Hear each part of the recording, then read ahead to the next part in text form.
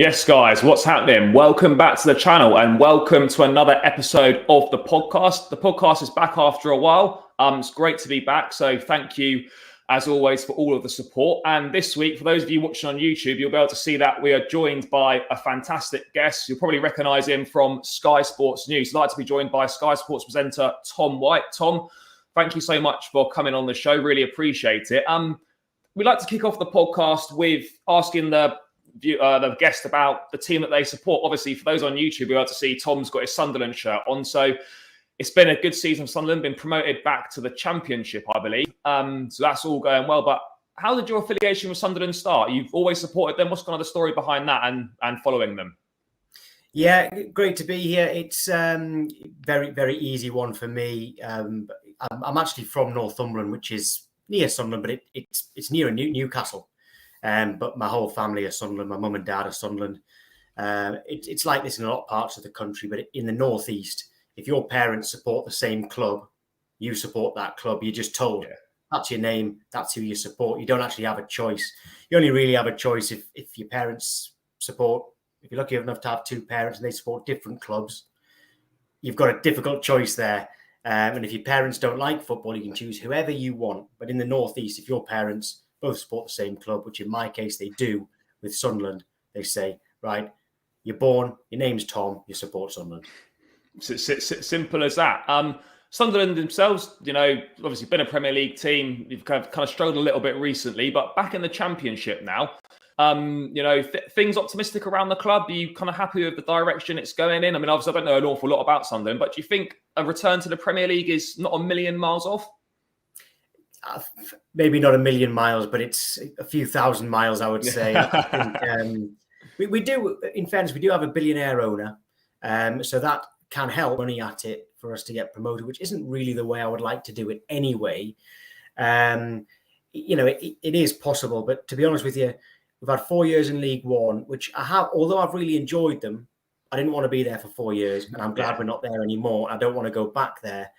I do, as a league, I really, really enjoy the Championship, and I don't miss the Premier League. If you're a fan of a club that aren't in Europe, in the Premier League, I think you're shortchanged. I think 38 games isn't enough for a fan. Fan wakes up on the morning of a game, happy, optimistic, looking forward to it. 38 games isn't enough. If you're in Europe, that's different. All right, I understand. Klopp and Guardiola complain about fixture congestion. I know Tuchel's done a little bit of that as well. I can understand if you're in Europe and you're a top club going far in all these competitions as well. But for a Sunderland fan, if we were in the Premier League, I don't miss it at all because 38 games isn't enough and we're certainly not going to get into Europe. No, that's for sure. I mean, just last thing on Sunderland, obviously the Netflix documentary been hugely popular, very successful. I'm not sure how much of it you've seen, but two questions on that. How accurate actually was that? And has it done the club good in terms of kind of raising its profile, etc.? Well, I'd imagine it would have raised its profile because apparently it went down really well around the world, where Sunderland is not known as a global club. Sunderland are a big club, but they're not known they're not very well known around the world. Whereas the Netflix documentary has certainly boosted the club's profile. The thing with that documentary is the club came out looking quite bad. A lot of people in the club, a lot of the players came out looking quite bad. A lot of people, in high positions in the club came out looking bad. The people that came out looking really well was the fans. The fans kind of showed their loyalty. They showed that they were, as a group of people, very down-to-earth people, working class people. And that part of it was very accurate. I wouldn't know if things going on in the dressing room were inaccurate, but certainly the portrayal of the fans was very nice to see. And I think we as fans came out of it quite well. But it was very entertaining. I wish the ending was different to the two series that they did. And I hope they do a third series, by the way. Although I didn't like the ending, I knew it was coming. But we came out of it quite well. Yeah, no, for sure. And moving more towards a day job then, Tom. Obviously, people know you from Sky Sports. It's a job that I'm sure a lot of people would love to do. I'm kind of taking it back to the start. How did you kind of get first involved with kind of presenting in itself? What was your kind of journey like from the beginning to sort of where you're at now? So this is a job I've always wanted ever since Sky Sports News started, or even like Sports Centre, which was bulletins on Sky Sports. I always wanted to do this. So I even I stayed at school for A-levels, and I even chose my A-levels thinking, oh, that might help me get that job. I went to university thinking I'll do a course that might help me get that job. Ultimately, actually, that wasn't the case on either. However, while I was still at university, I did some work experience at Sky Sports, where it's quite hard to get, actually, when people say it's not who you know, not what you know, it's who you know. Nonsense in my case. I didn't know anyone. Did work experience, gave it my all, ended up getting a few paid shifts as a runner while I was still at university, and kept doing that job as a runner for 2 years. And what a runner is making teas and coffees for everyone. You're at the very bottom of a ladder. You do the auto cue for the presenters. You look after the guests, which is some serious perks there because you're looking after some of your heroes. One of the first people that I had to look after was someone who I'm sure you love, Vialli. Gianluca Vialli was one of the first people I was looking after, and to me, it's like, wow. And he was, what a lovely man. What a lovely man. So lots of perks to it. You're not getting paid very well, but when I said I was at the bottom of a ladder, it's a ladder that I wanted to be on. I knew I wanted to climb it, and that's what I did, really. I went from runner to various jobs in between to eventually reporter, then presenter, which is what I wanted. Yeah, no, for sure. Just on looking after people and stuff like that. Obviously, before you work in TV and presenting, obviously you probably get more experience as you do it. When you meet more people, it becomes a bit more normal. But what's it like, when you first go in and as a fan, you've looked up to a lot of these people, but then how do you find it when you meet those people and you've got to act in a professional basis? Because I can imagine when you meet some people, it can be quite hard to kind of contain yourself and come across in a professional way. Yeah, I've never really had a lot of difficulty with that, actually. When I've met these people, I have been in awe, but I've managed to kind of keep my composure. But also what you can do, and nobody minds this, but I think people quite flattered by it, quite like it, is just ask them questions. If you get a chance to, if you're walking them over from where the cars arrive, where they get dropped off over to the studio, if you're walking over, just you and that person, like in my case, the person who I loved was Niall Quinn the most, for obvious reasons. You just have a chat with them. You can ask them things about your career, tell them parts of their career that you loved. It's nice for them, actually. It's somebody who's, you're not kind of being a fanboy or fangirl or anything, but what you're doing is you kind of showing them how much you appreciate them and how much you've followed their career and how much joy that they've actually given you as well. And it's quite a nice thing. It's actually nice to just chat to them. I chat loads to Niall Quinn, who I know a bit better now. Same with Peter Reid as well, being a Sunderland fan, but in a Chelsea case, Vialli, what a gentleman. Ray Wilkins, one of the biggest gentlemen I've ever met. I miss him. I really miss him. Used to look after Ruud Gullit as well. Lots of people with Chelsea connections. And it's nice to be able to chat to these people. And if you soon get a vibe if they're not really interested in chatting, and they want a bit of quiet time, you get the picture and you leave them alone. Yeah, no, for sure. I mean, you must obviously meet a lot of amazing people. Have you got anyone that might be on your list or whatever that you'd love to meet? Whether it be a player, a manager, but not necessarily football. Maybe it could be from another sport. Have you got anyone that you think, I'd love to one day kind of spend some time with them? Well, my two biggest footballing hero. I should say my first two footballing heroes, because I got into football in the 1990 World Cup. Most kids get into it during a World Cup. So I was 6, just about to turn 7. The World Cup, Italia 90. So Bobby Robson, or just Bobby Robson at the time, was manager. Paul Gascoigne was just global. He became a global superstar during that tournament, and those two were like up there to me, and I'm lucky enough to have met them both. And I mean, certainly in Sir Bobby Robson's case, wow, what a man! And he had so much time for everybody as well. And I'm really, really proud to say that I met him. And when I met him, I've told this story before, but I love this story. I was trying to do a show reel because I was a runner at Sky at the time. It was a long time ago. I wasn't, reporter or presenter, well before that. And he was still manager of Newcastle. And I said to someone who was distantly related to him, I'd love to speak to Sir Bobby Robson for my show reel, get an interview with him for a few minutes. And they said, "Oh, hold on, I'll ring him." And they rang his wife, Lady Elsie, and Elsie had just said, "Oh yeah, just be at this library in Newcastle at this time." I was like, "Wow, that was easy." So I turned up to this library in Newcastle. Sir Bobby Robson was doing something for charity there. So Bobby Robson walks in with his wife, Elsie, and sees me, some young lad with a camera, which my sister was holding. And he walked in and went, "Oh, what's all this?" And his wife, Elsie, just went, "Now, Bob, that little lad, he wants to speak to you for his show reel. And you'll just do it." Right? And his son, honestly, it was like he was being told off by his mum, but it was his wife absolutely showing that she was in control. And he came over to speak to me. And really, I should have only been speaking to him for 5 minutes. He stayed with me for 20 minutes. He answered every question. Oh, his love for Ronaldo, as in the Brazilian Ronaldo. Yeah. Oh, you could see it in his eyes, how proud he was of spotting him as a talent and bringing him to Barcelona. And he'd have a joke when I'd say, "Okay, so that's the best player you've ever managed. Who's the hardest player you've ever managed?" And he'd just look at me with a smile and say, "Well, I'm not telling you that, son." And he was brilliant. Absolutely loved him. So in terms of meeting my heroes, I know they say never meet your heroes. Sir Bobby Robson, believe me, absolutely gentleman. Niall Quinn, gentleman. Brilliant. It's so many, I've got far more nice stories than bad ones, far more positive than negative. Yeah, for sure. And just did the show reel go down well? They liked it?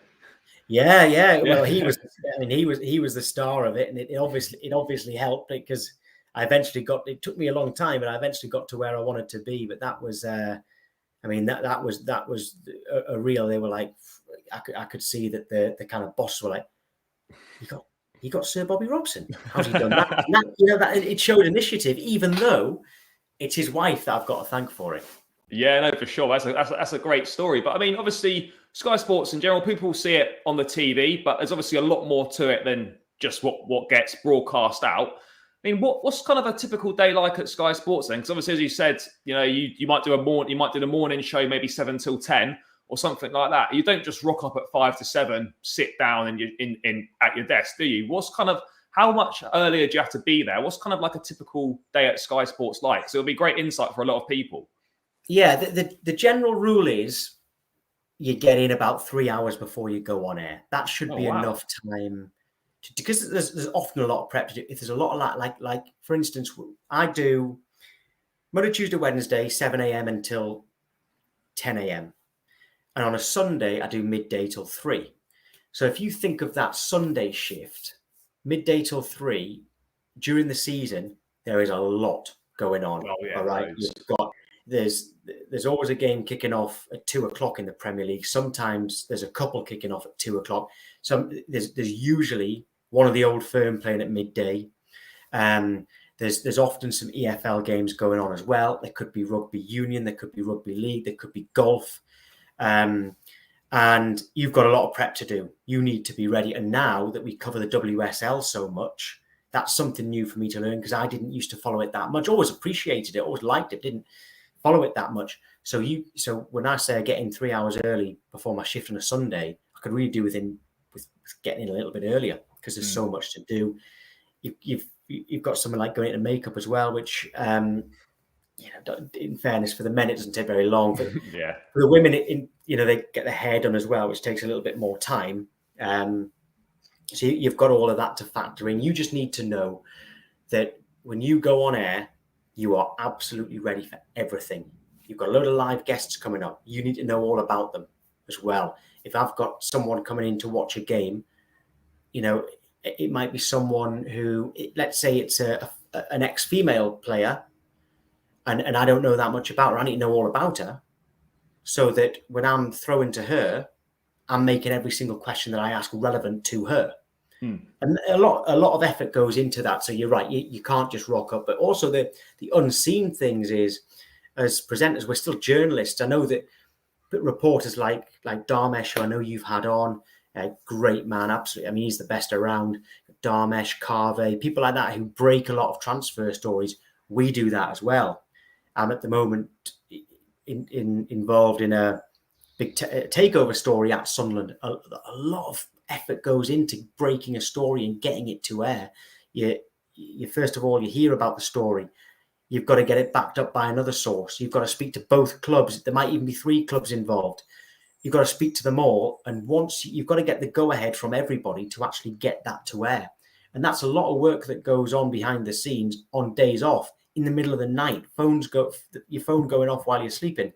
It is a 24-hour job. And that's the kind of stuff people don't see. When you see someone on that breaking news, it hasn't just fallen in our laps. There's a lot of work that's gone into all of that. And that's from all of us, everyone, on camera and off. Yeah, no, for sure. So, like as you say, like if you get like a story or whatever, you can't just run it. You've got to get the go ahead from all parties involved, whether it's 2 clubs, whether it's a representative of anything, of anyone. So that's interesting, because you see a lot of criticism sometimes, like if Sky Sports put things out on Twitter, I'm sure you've seen it, or on social media anywhere. And like they'll comment underneath, or like slow sports news and things like that. But obviously, they don't realise that you've got to go through a process, like a chain of getting permission before you can just run it. You can't just break something and then it turns out not to be true. Whereas people on Twitter can just write something and there's not really any consequences whether it's true or not, I suppose. It's exactly that. I'm sure Dharmesh will have explained it as well. Is that, let's say someone, for argument's sake, an agent phones me and says, right, ex-player, let's think, Romelu Lukaku is going to Manchester City, right, from Chelsea. Right. Now, if you are certain journalists, if you're an independent journalist or freelance journalist, what have you, you can whack that straight on Twitter, right? That story, that's it. You've heard it from a source. My source says this, done. It's gone. It's out there. It gets everybody excited. Now, at Sky, and not just at Sky, at a lot of reputable places, that's not enough. Okay, you might really trust that source. You can't go with it until you've at least done a courtesy call to Chelsea, because that's who Lukaku plays for. Manchester City, because they're the one who, in this made-up scenario that I'm giving, this hypothetical scenario, they'd be the one signing him. You've got to speak to both of those clubs, and ideally you get it from another source as well. So if an agent has told you that might not necessarily be the player's agent. So you might have to try to get hold of the player's agent, who you might not know. You've got to again go and get his number. That might mean 10 other phone calls. And then Manchester City and Chelsea might both deny it, and you're thinking, but I really trust my source. Do I go with this? Do I not? Do you go safety first, or do you think, right, I trust my source and go with it?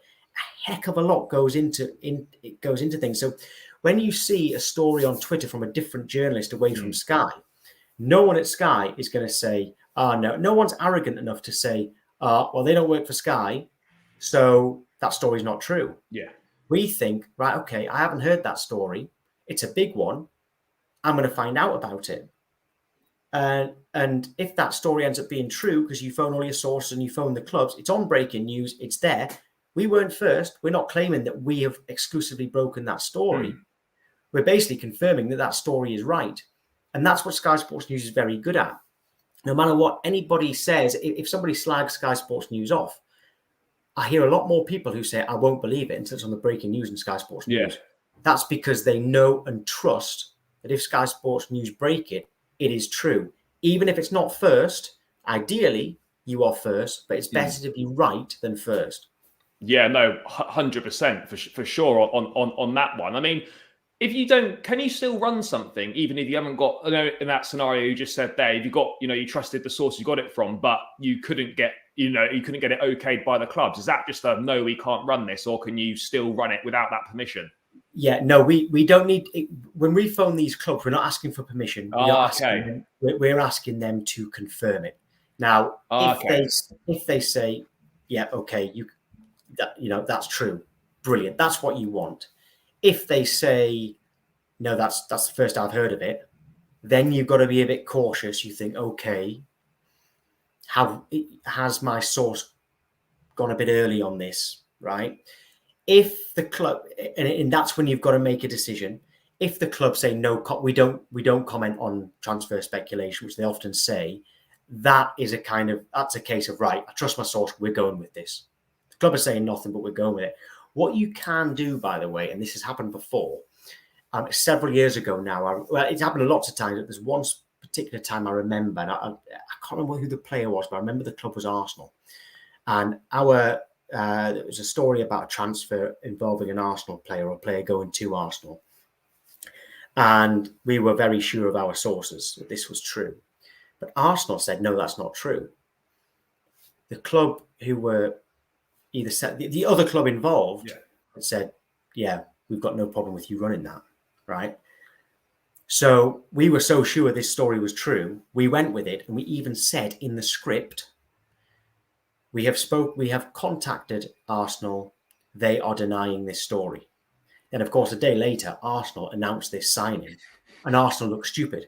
Yeah. And I remember our boss saying, like in a morning meeting, if we are so sure of our sources and the club deny it, tell everybody that they're denying it, make them look stupid when they announce that it's true, because we are right. And you don't see that much these days. No. Because the clubs, they can either be helpful or they can say no comment. And the no comment actually is all right, because if they don't deny it, it's kind of like, okay, well, we can run it anyway, as long as we trust our source. Okay, that's interesting. Again, these are things that you just have no idea. You just presume like something happens, it just appears on the yellow bar, and you're like, oh, that's great. And you just kind of wait for the next breaking story. I mean, obviously now they're coming into the transfer window, Tom. Things obviously heat up a little bit. There's a lot more news to cover than there is, I said, like, when it's closed, etc. What's Sky Sports like when transfer season's upon us? Is there a bit more of a buzz around the place? There's obviously a lot more work to do. Constantly phones on, waiting for things to come in. I mean, is there a lot more going on during the transfer season, or is it kind of similar to just during the season in general? No, a lot busier. Yeah, a lot busier, and it's great. That's like what Sky Sports News do. The Sky Sports News do a lot of things well. One of them is when there's any big story like a manager being sacked or something like that. Sky are very good at that. Sky Sports News are also very good at promoting big events like boxing, a huge boxing fight. We are very good at promoting that. We're very good at promoting like massive games in the Premier League, WSL, Scottish Premiership, the playoffs and such. Like, we're very, very good at that. But what we are best at is transfers, because we have got, throughout the transfer window, there are reporters dedicated just to transfers, but every reporter, every presenter, pretty much everyone at Sky Sports News, every journalist at Sky Sports News, they are expected to input, to have some sort of input when it comes to transfers. I present a transfer show. We've got 2 transfer shows, Good Morning Transfers, throughout the month of August, and Transfer Talk. So one is at 9 in the morning, one's at midday or 1 p.m. on a Monday, an hour each. Me and various Sky Sports News journalists on set with me. And what we're doing is we are chatting about the latest transfer news, and we have guests on and such like. We have agents on, we have ex-players, we have managers. And during those shows, we are on air, but we're getting texts coming through on our phones saying, right, such and such is doing this, or can you look into that? All right, we're hearing this, but like my source is saying this, but I know that you know that source. Can you ring them to find out what they're saying about it? And it's going on the whole time. And I'm saying that those shows are on, and there's then one called The Transfer Show at 5 p.m. and 7 p.m. with Dharma Sheth and Kaveh Solokol. Those shows are on at those times, but our phones don't stop the whole month, because it's constantly, you are chasing transfer stories, and it's brilliant. The work emails on your phone are constantly coming through, and sometimes you can't keep up, and it's great. But that is like, you don't get into this job if you're not passionate about that kind of thing. Being on air when there's a huge story, whether it be transfer news, a change in manager somewhere, or a huge result in a game, you're in the wrong job if that isn't what kind of gets you out of bed in the morning. That is, although a lot of hard work goes into it, it doesn't feel like work. You're kind of walking on air in a way. I remember when Sir Alex Ferguson retired. Yeah. I didn't want to leave the set. Being on air for it, the amount of live reaction. When Mourinho was sacked by Manchester United, I remember someone coming up into the corridor and saying, because there was supposed to be a half an hour sportswomen show. There used to be a half an hour show called Sportswomen. Oh, yeah. But 10 minutes before Sportswomen was about to start, Mourinho, we'd heard rumours that Mourinho had been sacked. And you can't really go and focus solely on, I mean, no matter what the show was, everything was going to be about Mourinho for the next probably 24 hours. And I was due to go on a bit later. They're like, because I wasn't supposed to present Sportswomen. I said, Tom, are you ready? You need to go on like in 10 minutes because we can't do Sportswomen when Mourinho's just been sacked. So like straight on, and there's basically no script. Right, this is the news. This is the statement from Manchester United. We're waiting for a statement from Jose Mourinho. And as I'm talking, Gary Neville is ready live on the phone to speak to us right now. Gary, right? Obviously no one's, the production team are working their fingers to the bone. They can't be helping you with questions. It's like, it's blank. Tom, just take it away. The producer is not even really able to even listen to the output because he's got so much going on. He's got to trust the presenter to just ask the right questions to Gary Neville until the producer says, okay, Tom, last question to Gary, because we've got which other Manchester United guests have we got? Anyone, like basically. Yeah. We've got Brian Robson waiting to speak to us. Say goodbye to Gary, take us straight into Brian Robson. Bang. And it's just, that's what you live for, because that's where you kind of prove, that's where you kind of prove how, I suppose you even prove yourself as a good broadcast journalist, because it's basically you and a camera and nothing else. So it's kind of just free. It's kind of just freestyling it in those big situations. Like again, that's another thing you don't really realize, because most of the time you presume that you've got producers in your ear saying, "Oh, ask this, ask that," and whatnot. But in those situations, then when something's very much literally just come through, there's kind of no preparation time. It's very much right. Tom, you're on. This, you just ask what you think everyone wants to know, kind of thing. I guess that's kind of quite a lot of pressure as well. It's exactly that, but it's pressure that like you do. All of us will all be the same. We live for that. That's why we want that's we didn't get into this. None of us got into this job to just like to be on TV or to get free tickets to matches, which I don't, by the way. But we do it because we're passionate about this job, and that is what makes the job so good. On big stories like that, you want to be on air. I'm quite jealous when there's a big story and I'm sitting watching at home. I'm enjoying watching at home, but I want to be on set. Yeah, no, 100%. I mean, you touched on it a little bit there, but kind of what's it like, when a big story comes through and say, you're on set and you're kind of the one delivering that news for the first time on the channel. Do you still, I mean, you've been doing it for a number of years now. Do you still get that same buzz every time like a big story comes through or a big transfer comes through? Because I imagine it's great. Because for myself, obviously, I have Sky Sports on or whatever, I'll be constantly refreshing Twitter throughout the day, seeing what's happening and what's not happening. When you kind of see something for the first time, it's like, you get excited seeing that news. I can't imagine what it's like to kind of deliver that news to kind of the millions of viewers that Sky Sports brings in. Yeah, it's still the same. It's still that same buzz, because it's like, how can I describe it? When something comes out of the blue and someone just buzzes in your ear, Tom, you need to break this. Or sometimes it'll be an email that comes through. There's a certain kind of email chain for the kind of big news. And if you're on the transfer team and such, like, you've got to be in that email chain. You've got to be on that email chain. And the email comes through and you're like, well, drop everything you're doing. We need to break this now. And sometimes we're like, right, tell you what, we've got a break now. Got 3.5 minutes. Tom, can you ring someone to get a guest on? We need to get some live reaction to this. If it's a big story about Liverpool, can you go through your phone and see if you can get like a Liverpool legend on? Right, okay, I've got Ian Rush's number. Hi Ian, Tom, I'm in a break now. Any chance you can come on? And if they can come on, great. I'm going to give you a number to sound right now. You'll be on in 2 minutes. Done. and if they say no, right, okay, who else is there? Okay, John Barnes, and you're there. You're not just sitting there waiting for it all to be done. There's a heck of a lot going on. Other people are working very, very hard, but it's also your job to contribute to that as well. And it's even better if you see some breaking news on the bottom of the screen and it's your story. You're the one who's known everything about you've started that story, you've followed that story all the way through. It's you are the Sky sources, it's your sources.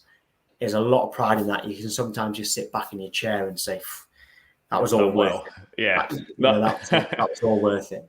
I don't even realise that, because obviously when you see them just come on the phone or whatever, like for a reaction to news, you just presume, that's kind of been, I don't know, someone's just kind of sorted that. But it's literally so like you can literally just sit being an ad break and you're like, right, I just need to ring some people, see if I can get someone on. So it's literally as instant as that. You just ring people up and just be like, look, can you quickly come on and do something?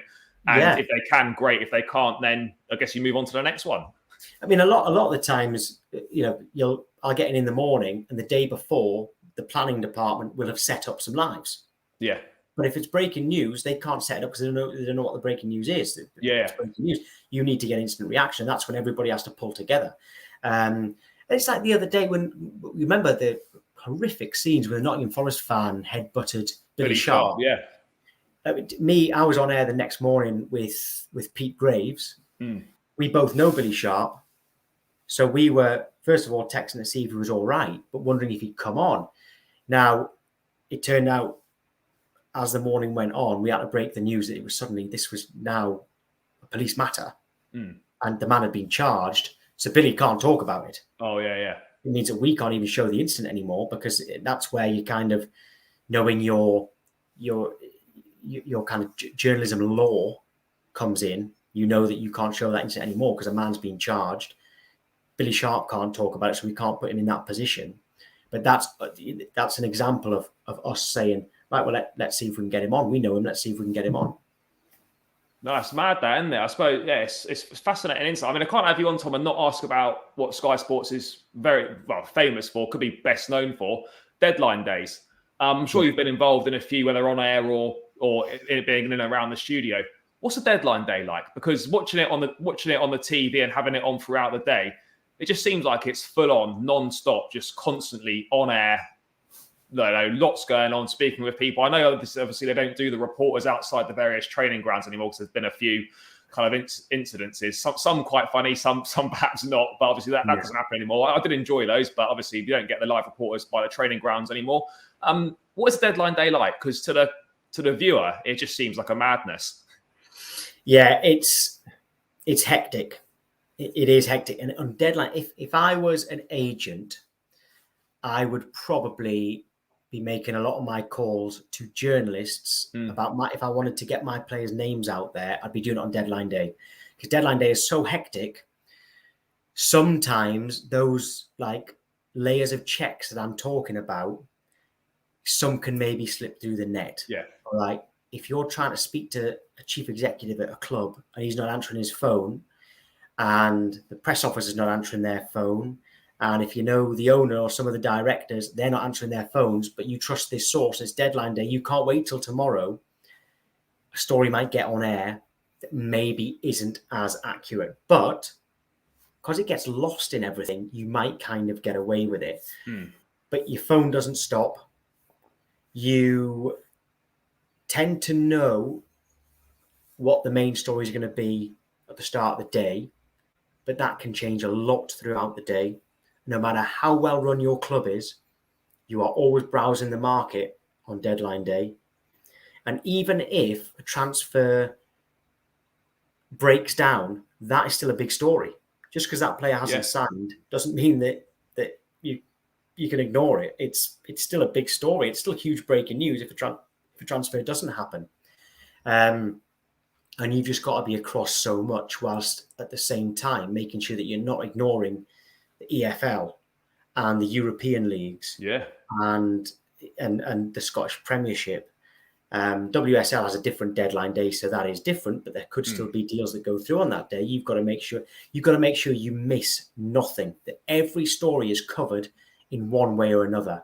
And that makes for a hectic day, a long day, but a brilliant day.